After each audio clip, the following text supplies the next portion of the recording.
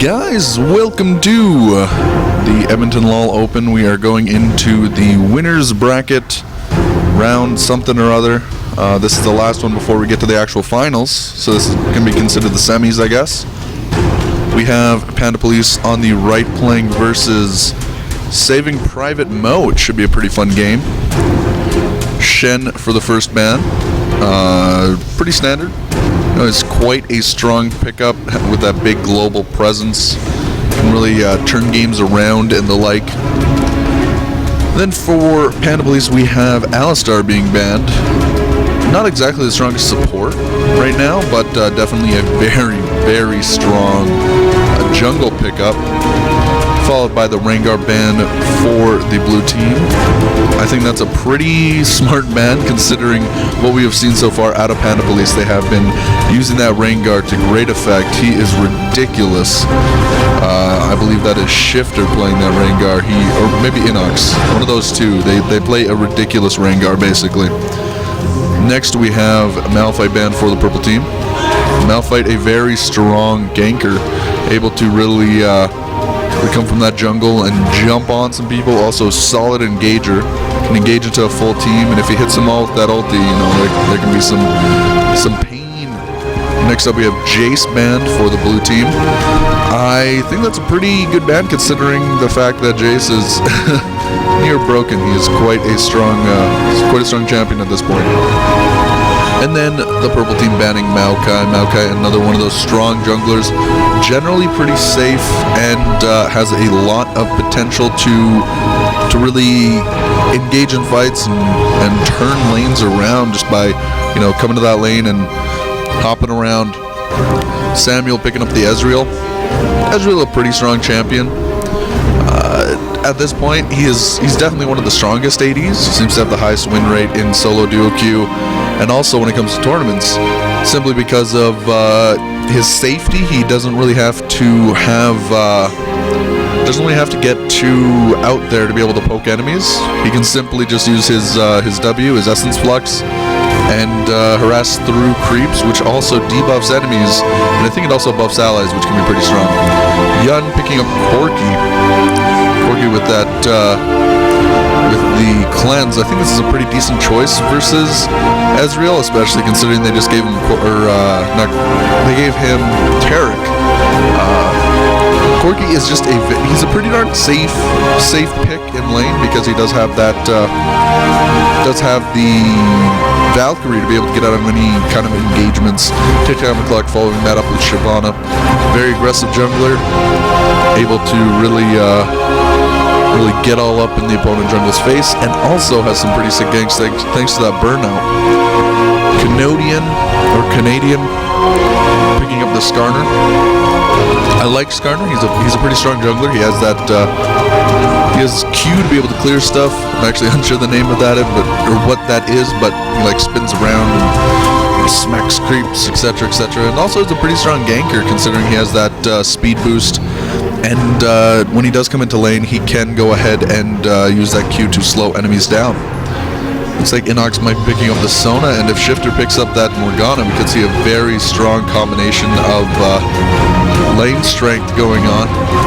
Yun and Inox playing that Corki Sona can be a very strong lane. A lot of harass coming out from that. Inox has been showing, or at least whoever is supporting, I think it might be Lonnie. I think Lonnie's the support.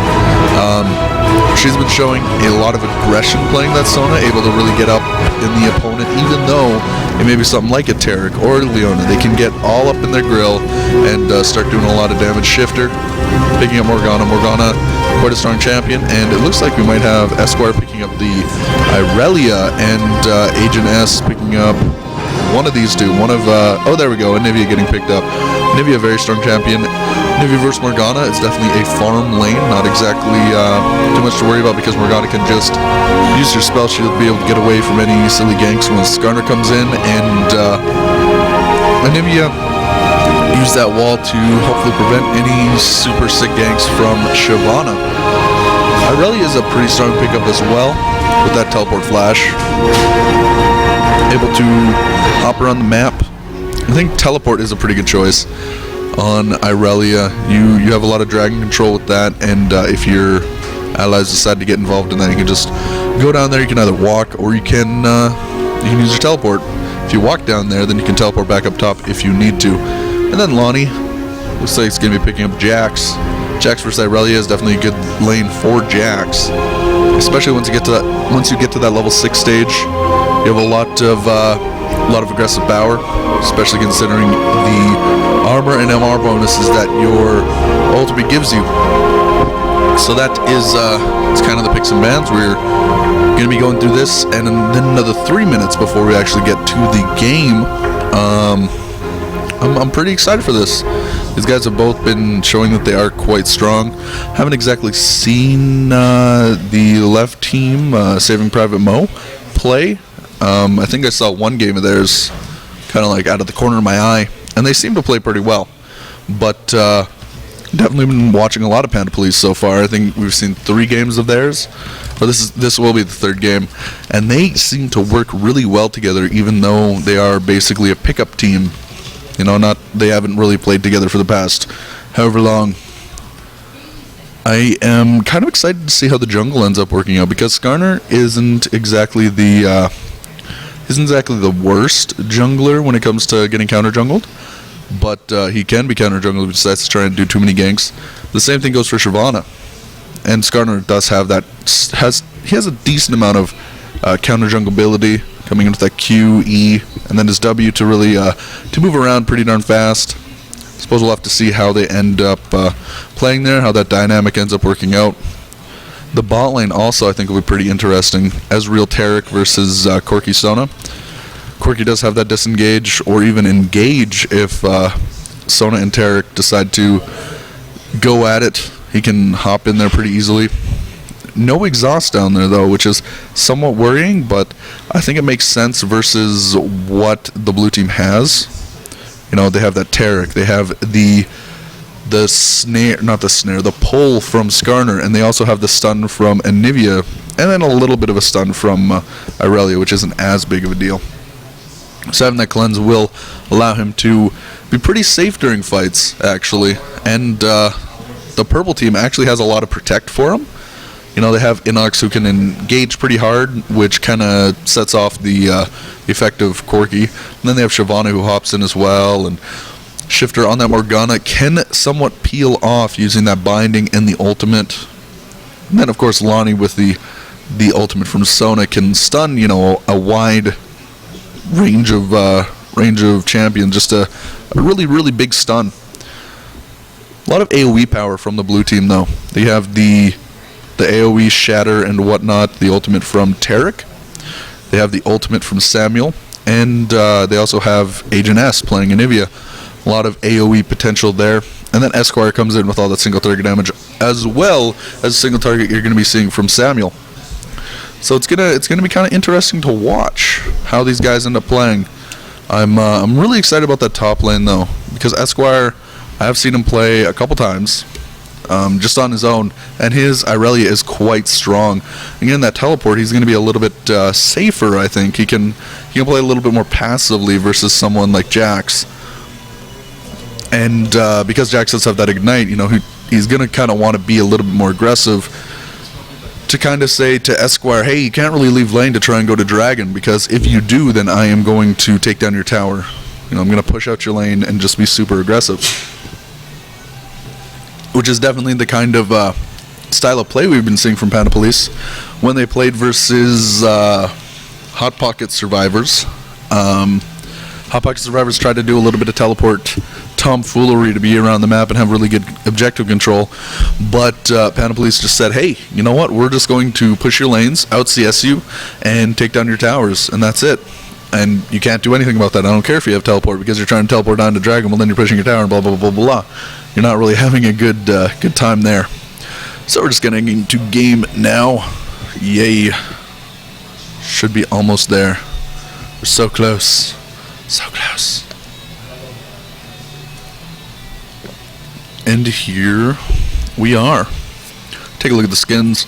Got 2 skins for Saving Private Mo. Meh. Infiltrator Irelia is alright. Striker Ezreal, that's kind of interesting. I haven't seen that one before. That must be a pretty old one. Yun with the Ice Toboggan Corki. He actually showed me this the other day. It's quite a rare skin. And it's also pretty damn cool. Angler Jax, of course, and Arcade Sona. Fairly standard pickups. And ooh, this is kind of interesting. We have all boots on the left team. What this kind of says to me is that they're planning to do some sort of invade, which I think they definitely can with that Taric. Taric just makes any almost any team a potential invader because that stun is so powerful. And then on top of that, if Agent S decides to go with his own stun, you can see some more power there. Looks like 3 are going up, and maybe they're not deciding to invade. It's kind of a interesting position that they have themselves in right now. A lot of protect, it seems like. Not getting too aggressive.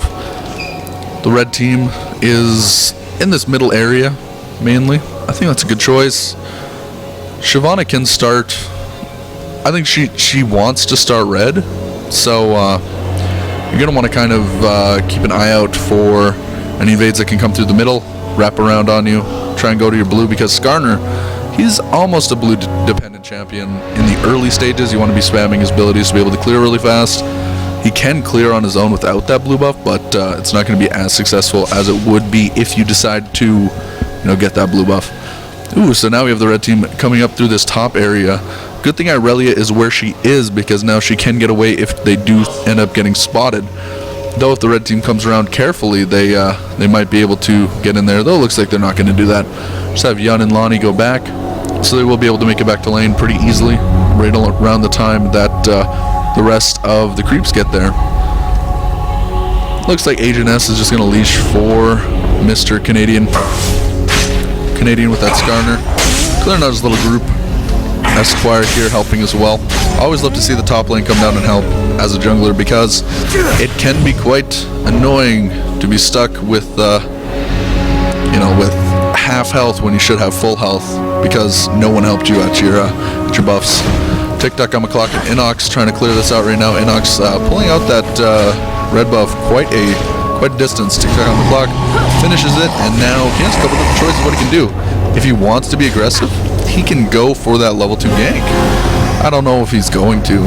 It actually looks like that's exactly what he might be doing, heading up top there. Shyvana, quite a strong level 2 ganker. Lonnie here being super aggressive and getting up in there, and here we go. Shyvana should be coming from behind. Esquire, a little bit out of position, stuns TikTok on the clock.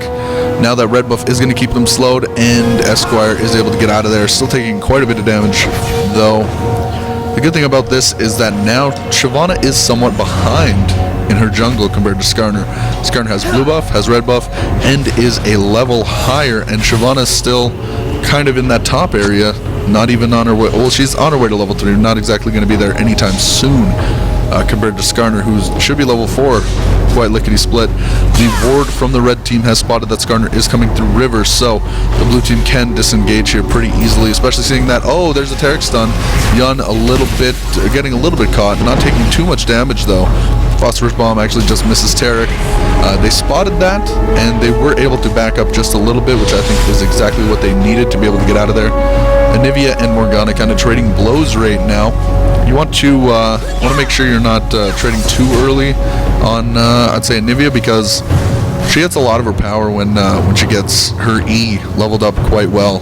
And at these early stages, it does do damage, but it costs quite a bit of mana compared to what you're going to be getting out of it. So, bot lane, Yun and Lonnie pushing, being very aggressive. I've seen them do this a lot throughout this tournament, forcing their opponents to see us in their tower. And Esquire, just getting murked by Inox. Will Inox be able to get away? Yes, he uses his flash at the last second, so he does not eat another tower shot. Underneath the tower, using that E to stun, ignite, and W all at the same time. Does a lot of damage, and you're pretty much not getting away from that. Samuel doing a little bit of harass onto Yun. Yun does have that Lonnie with, or Sona, sorry, with the heal and the mat harass as well. One thing that's really cool that we've seen before is that Lonnie, she has quite a lot of MP regen, mana regen. 12 per 5, which might not seem like a lot, but when your abilities don't cost too much, you know, it can definitely be a big effect when you're trying to spam your abilities and be super aggressive. Lonnie, with the wide variety of spells she can spam, is a pretty big Sona. Looks like a little bit of action in the mid lane. We're not looking there right now though, because Samuel is taking a lot of damage. Yun does not have the ignite, but he is getting so close. Oh, the cleanse is not enough. So, oh, there we go. Canadian getting binded there, almost going down. Morgana throwing that through the wall to try and steal the big Wraith or catch Canadian, and he manages to catch him. Gotta catch them all, Pokemon. Inox in this top lane is doing pretty darn well, you know, 24 CS and a kill versus the 15 CS and obviously a death of Irelia. Really having a lot of trouble here. Jack's a very strong, aggressive champion. If he gets a little bit of a lead, he's just going to kind of snowball out of control. That is the champion that Jax is, and the faster he can snowball, the faster he can get to that late game where he really thrives. He just becomes a powerhouse in the late game, because once he gets all of his items, it's almost like, oh wow, there we go. Shifter getting very aggressive with that ultimate there. As soon as it comes down, he uses it. Very smart idea. And ooh, Agent S is so close to dying. Will he go down? Well, yeah, Shyvana's there. What's up? Throws a little E over the wall and whatnot, and hits her. Gets a kill. Excellent job there. And on top of that, Shifter also got the assist. A lot of group gold going off right now. This bot lane, 38 CS, or 39 CS versus 34.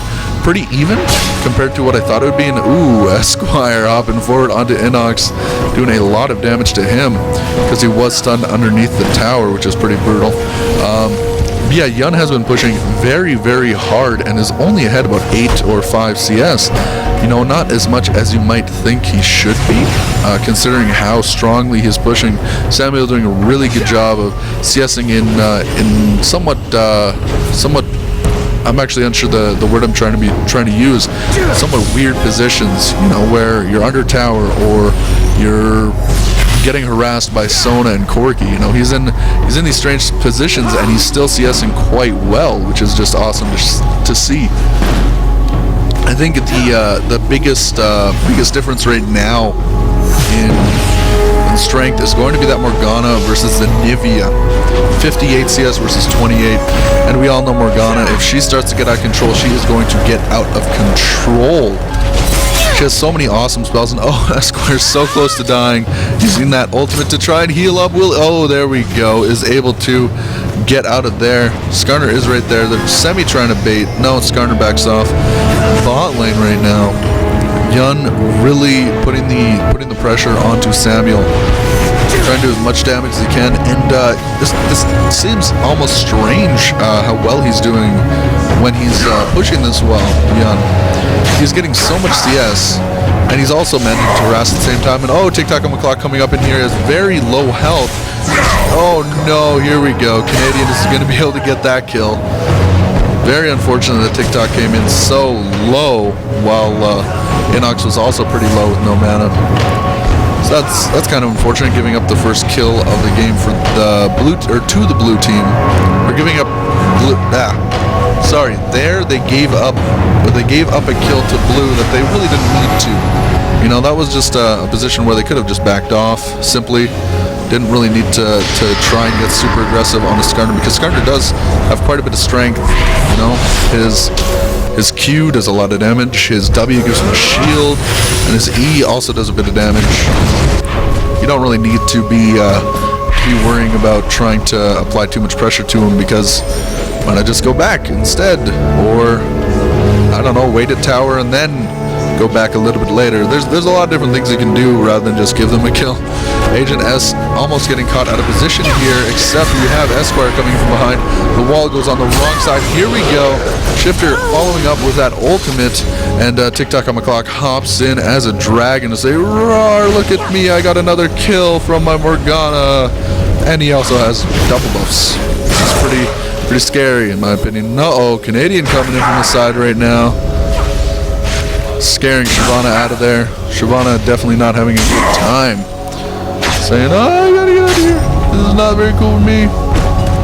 Inox, though, is pushing top lane. That's one of the things I was trying to talk about. If you are going to start roaming around the map as Irelia, you're going to start to see Jax push this lane aggressively, because Jax does that really well.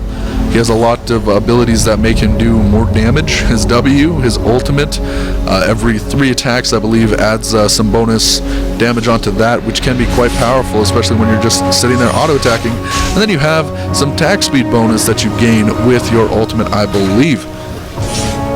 Inox and Esquire are having a little bit of a trade fest. Inox is definitely winning out ahead because he is just simply ahead, and it looks like Esquire is actually kind of being forced to go the GP5 route. He does have that the regrowth pendant, which is used to build into the Philosopher's Stone. Then after that, probably going to see him get a Heart of Gold. You normally want to go the GP5 route when you are behind and you're trying to get to that late game, because if you're ahead, yeah, go ahead, build up to like a Guardian's Angel and a Triforce. But if you're behind, you need to, oh, there we go, Esquire getting jumped on underneath the tower, trying to hop around, but he is not able to make big plays there. As I was saying, though, you go GP5s when you're behind because you need to get that extra gold and you just want to farm fest. If you are starting to get really ahead, like you're 3-0 at the 10-minute mark, then of course you're going to want to start building those super awesome snowbally items that will get you more ahead, because that's exactly what most competitive video games are about. You just want to get ahead and then continue getting ahead. Ward getting thrown over the wall there.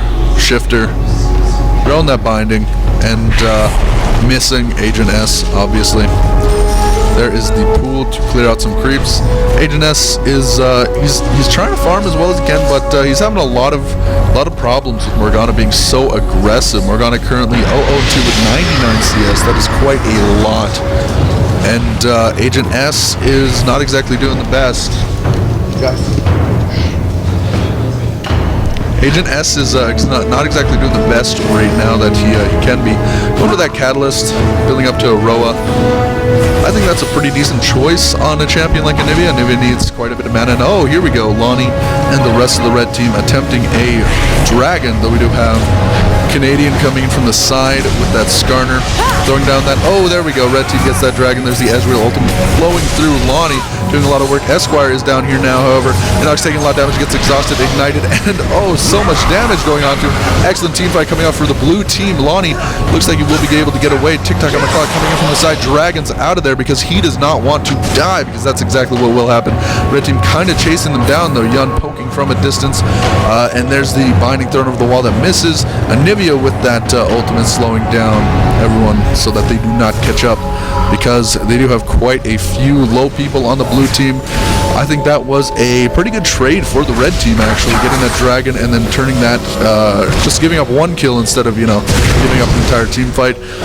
Dragon starts becoming more of a giving up dragon kills becomes an issue once you give up, I think, 3 or 4 kills to the enemy team. That's when the gold starts to even out and then turn into the team who gets the kills favor. But at this point, the top tower has already gone down for the blue team on the top. I just said that. And it looks like the mid turret might also be going down kind of soon. Shifter is pushing so hard and farming so well right now with those boots level 2 and 2 Dorans. Not exactly, the most expensive items, but he hasn't been back for quite some time. He just kind of has been able to sit here in lane, getting pretty mediocre items, but he's going to start building into some different ones now.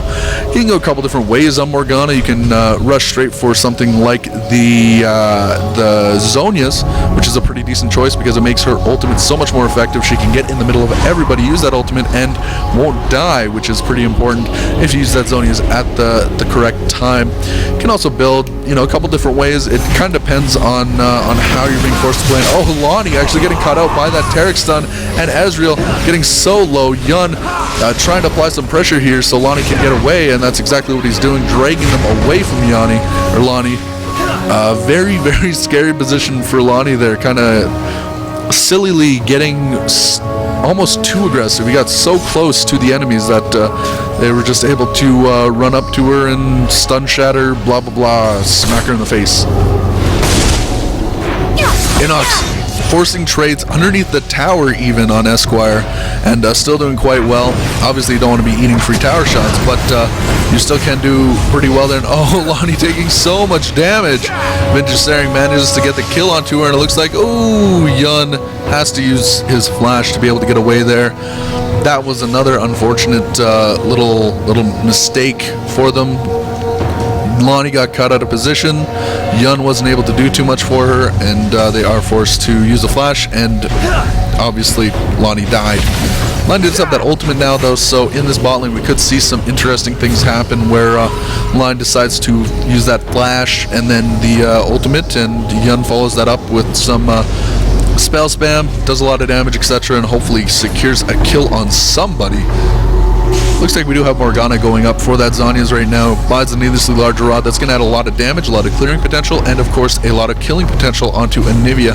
Anivia does have some defensive items, which is pretty nice. The Catalyst, as I was talking about before, acts as both a defensive and an offensive item, giving mana as well as building up into a Rod of Ages.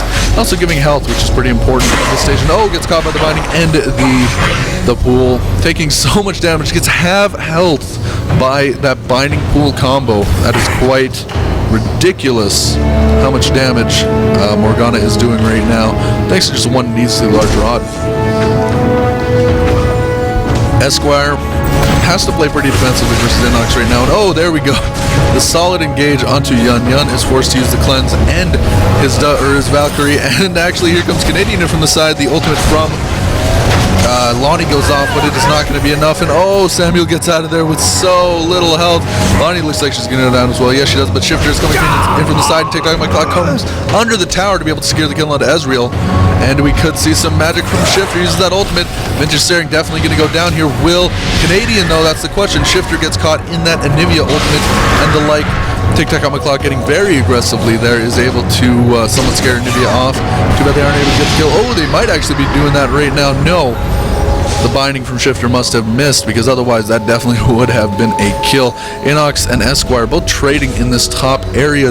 Like, it's basically a farm fest for Inox, even though he is so pressed up to his opponent. He's at his tower basically and still able to farm ridiculously well. 128 CS versus 74. You know you're in a bad position when you're underneath your own second turret and you're at 77 CS versus someone who's 50 CS ahead of you and has a kill on you. It's pretty scary for him. Inox going straight for that Trinity Force, doesn't even have his boost level 2 yet, already has everything he needs, minus like 375 gold to be able to get that Trinity Force. That is frightening. It is frightening how fed he is right now. Talking about the bot lane, we have Yun with 129 CS versus 117 for Samuel. That is, it's a lot more even than you think. You know, 20 CS, that's about a kill, and Samuel also has 2 more assists on top of that, so I think they're pretty much even at this point. Jungling, 80 CS versus 83. There is a kill difference, but also a death difference for Shyvana. And I believe that Skarner and Shyvana both have that Oracles, which I think is really awesome. We've been talking about that, or we talked about that all day yesterday, how powerful that Oracles can be, because you just get so much control over the map. You like, there's really nothing your opponents can do other than get their own Oracles and do the exact same thing. It looks like the blue team is going to be attempting a dragon underneath the ward. They cleared the ward now, but they do have a little bit of a sandwich effect going on right now. We're going to throwing in that binding. Canadian taking a lot of damage, especially just from that dragon and the pool. Here comes Shifter with that ultimate, and oh, the dragon seal goes on. TikTok my clock doing a lot of work there. Yun hopping over, gets the kill onto Samuel. Excellent job there. He is ignited, however, he might be going down. Esquire and Agent are both pretty darn low here, and oh, the ultimate over the wall from Corki secures the kill onto Irelia. Excellent job there, right over the wall.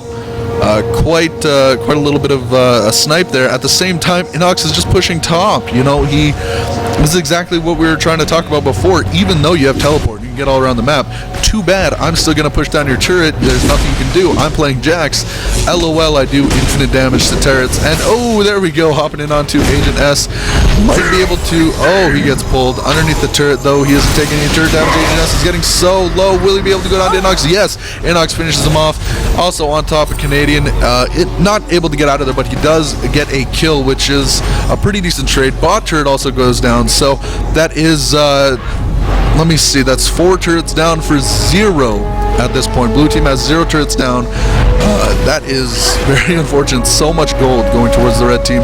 31.4k to 23.2k. Not exactly the closest of games. It is a pretty uneven game. This is, however, the winner's bracket, so whoever loses this game goes down to the loser's bracket and is able to play for the finals again. And Esquire, has to hop over the wall with that flash to be able to get out of there because Shifter had used his ultimate. I think that's an interesting place to use your ultimate. You do have the Zanyas now, however, so you can pretty much use it whenever you want, really. Even if you're going 1v1, use that, get a kill, and then all of a sudden just walk around the map. Go and get yourself another one.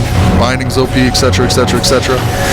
So Corki has finished that Trinity Force. Trinity Force, decent item on both Corki and Ezreal. Those are basically the 2 main AD carries you see it on. Not too many others can be classified as AD casters. So you can go a bunch of different ways on those 2 guys. You can go Trinity Force, you can go Infinity Edge, Bloodthirster. Kind of depends on how you want to play or how you need to play. Trinity Force, definitely a strong one when you're trying to spam your spells, as well as poking. Oh, Inox almost getting caught out of position here. Does have the red buff. And here we go, the re-engage onto Canadian. Canadian forces the flash, Dragon over the edge. Has to use the Shirelias, trying to get out of there. It looks like he will be able to. He does have boots of mobility as well as that Shirelias. And then, of course, this W, which applies even more movement speed bonus. It can be quite ridiculous. We do have 4 from the red team kind of in this middle to top area. Could sandwich on Irelia and Anivia. They are right on top of a ward. They know what's going on right now. Esquire out of position there, and almost catching that Tarek, getting quite close. Yun from the side here, just poking down Samuel. He knows that he's pretty big compared to Samuel. Samuel does not have a complete item yet. At the same time, Yun has a Trinity Force, which adds so much damage. Yun getting engaged on a hard. Will he be able to kill Samuel? Yes, he will, and he might be able to get out of here. It's going to be kind of close. He keeps slowing with that red buff, but Vintage Staring comes from the side with the stun. You're not getting away from that, and at the same time, TikTok, OverKlocked, Shifter, and Lonnie coming in here. There's the exhaust onto TikTok. Doesn't really slow him down too much, though. Agent S gets caught out. There's the ultimate. So much damage going on to him. Will he be able to go down? It looks like TikTok's just going to keep on top of him. He gets stunned. He might be able to make it, though. No, slow, stun, everything onto him. Esquire gets caught by the binding, taking so much damage right now. Lonnie gets the kill. TikTok actually goes down to Anivia, and at the same time, Shifter hops forward to get that kill. Inox gets a turret top lane and might even be able to kill Canadian here. Canadian not able to do enough damage. He is built more defensively. Inox gets the kill there and might even be able to get the kill onto Samuel if he just hops away. Excellent job there. Also able to dodge that ultimate. Vintage Staring flashes over the wall. Will he be able to catch up? It doesn't really look like it. Inox is able to get out of there. The movement speed bonus from that Triforce that he has completed is just a lot more than the boots of mobility or whatever that Tarek has at this point. Bottom turret also going down. Blue team is playing so aggressively, and it's really showing in the gold lead that they have. About 11,500 gold lead at this point, which is quite a lot. Being this aggressive, you can throw down wards in your enemy forest and spot them out whenever they decide to try something. Whenever they decide to go anywhere else. Esquire hopping forward onto Yun. Lonnie is here, though, as a Shifter. Agent S actually gets caught by the binding and takes a lot of damage. Unsure what the Morgana's building up to next. Could be an Abyssal Scepter, could be a Rabadon's. It's kind of up in the air at this point. If she does get either of those, she is going to be a force to be reckoned with. At this point, with even just having a Zonia, she's going to be powerful. Once you start getting those other damage items, or even kind of semi-defensive damage items, you just become so big. Yun actually gets the blue buff, not giving it to Morgana. It's kind of silly, but I like it. Actually, that's because Shift already has a blue buff. which is pretty fair for the red team. Now they have 2 blue buffs and are going to be able to do a lot of work. Now it looks like the mid turret might finally go down. They're going to be able to get 1 turret. So that will be 6 turrets to 1. Not exactly a good... well, I mean, it's a start to get back into this game. You don't want to really give up ever, but you know, once you're really far behind, you got to make some stuff happen, and this is exactly what they're doing. Trying to push, trying to defend, trying to just do some work. Lonnie walking around here right now, going to be clearing wards and the like. If he is able to clear some wards, they can maybe prepare for a Baron. They just have to make sure they know where the opponent is and all that kind of fanciness. Lonnie almost out of position here. Does have that Oracle, so he is able to clear it out. Oh, gets caught by Agent S. Will he be going down? No, Lonnie uses that flash to get away there because that is a scary position to be in. Canadian catches Lonnie, pulls her in. Inox comes in as well, saying what's up. Lonnie almost going down, uses that ultimate anyways, and is not dead. Vigisteri goes down, as does Lonnie. Esquire looks like he's in from behind. Agent S goes down. Samuel taking so much damage. 1 W from Inox. Did at least 300 damage there. Quite ridiculous. Esquire getting chased down and chased away. At the same time, Yun and the rest of the red team are kind of pushing. Though Morgana is coming up here, they do have Yun and Inox pushing at this point. If they push far enough, I think that can pretty much be game. Push, get the turret, push, get the inhibitor, and once you get those 2 things, you're going to be in a pretty shitty position as the blue team because you have to basically defend there. Having 2 inhibitors down means that your lanes are going to get pushed into you very hard, and if that's happening and you try and go and do the Baron dance, you're just going to lose your base, or you're going to lose your bottom and lose another inhibitor, which is not a good position. Inox and Yun clearing this out. Are going to be trying to hop away. Valkyrie over the wall. Yun is back here trying to do a little bit of damage and perhaps save. Has to go around that wall. Almost gets caught. Flashes over though. Is pretty much able to get out of there. Esquire and the rest. Oh my god, Shifter and TikTok chasing so hard here. They've gone all the way from blue buff on the blue team side up to red, over to blue, and then down to here. TikTok on my clock just going to start taking some golems and whatnot, and then get out of there. It's crazy how long Esquire was being chased there. 13,000 gold difference at this point. 11 kills, 7 turrets. That is a large margin to cover. Morgana does now have that death cap, and it looks like we are going to have Jax building up to the Guardian's Angel, which he just bought. That is going to make him a very difficult champion to deal with. Once he gets that Guardian's Angel, he's pretty much unkillable, because you kill him once and then he just says lol what's up, dies, and then comes back to life instantly and kills you, because you're gonna have to like 1v4 him, 1v3 him, because otherwise he's gonna like take out at least 2 of you and you're gonna be in a shitty position. Corki has the Triforce of the Bloodthirster, making his poke and whatnot super duper strong. And Inox looks like he's going to be trying to 1v1 this Baron. Not really doing that too much at this point. The ultimate from Ezreal did go off, so they know what's going on right now. Inox and TikTok on the clock, though, are just 1v2ing this. That is quite silly. A little bit of poke going off. Viridian comes in from the side, isn't able to steal it, however. Inox engaging 1v3 almost, or 1v4, almost killing Samuel. Yes, he gets the kill onto Samuel. Also going to AJS, double kill for him. Holy lord, 1v5ing him, getting the double kill. Going in on Canadian round, triple kill for Jax. Can he continue chasing? If he can continue, this could potentially, it's kind of, okay, there we go. GG, surrender. Was quite a good game there. Jax OP, essentially.